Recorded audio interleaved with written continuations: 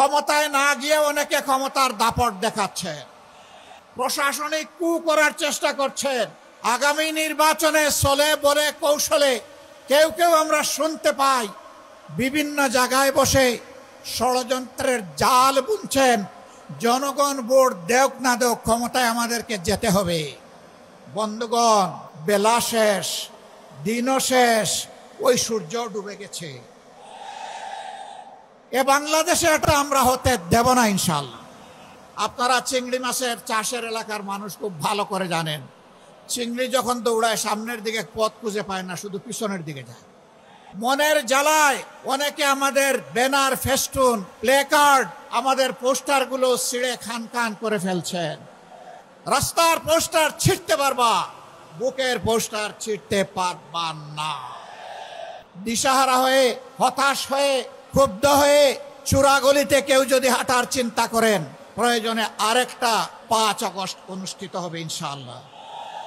এই ঐক্যই আগামী দিনে বাংলাদেশের জাতীয় সংসদে যাবে বিজয়ীর বেশে ইনশাআল্লাহ।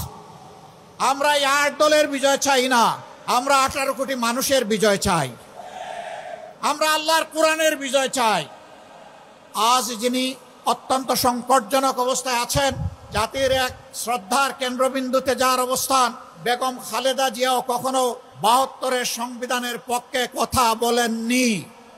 যারা এই দুইজনকে ভালোবাসেন তারা কেউ আর ভুলেও 72-এর এই ফ্যাসিবাদী সংবিধানের কথা বলবেন না।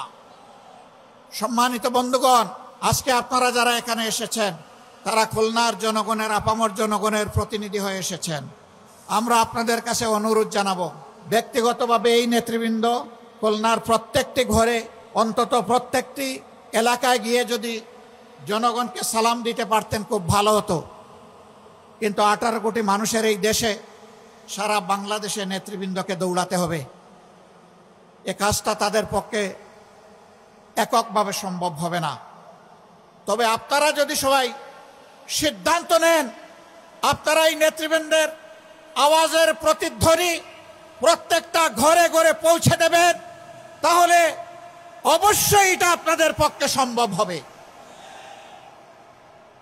এই নেতাদের অ্যাম্বাসেডর হয়ে আপনারা সকলে এখন থেকে প্রত্যেকটি গ্রামে, প্রত্যেকটি ঘরে ছড়িয়ে পড়ুন। জনগণ আলহামদুলিল্লাহ আপনাদের পাশে আছে। আজ মুখ খুলে কথা বলে একজন আমার রিক্সা চালক ভাইকেও যখন কোনো সাংবাদিক জিজ্ঞেস করেন আগামী ভোট কোন দিকে, দফাস করে বলে দেয় আগামী ভোট ওই দিকে।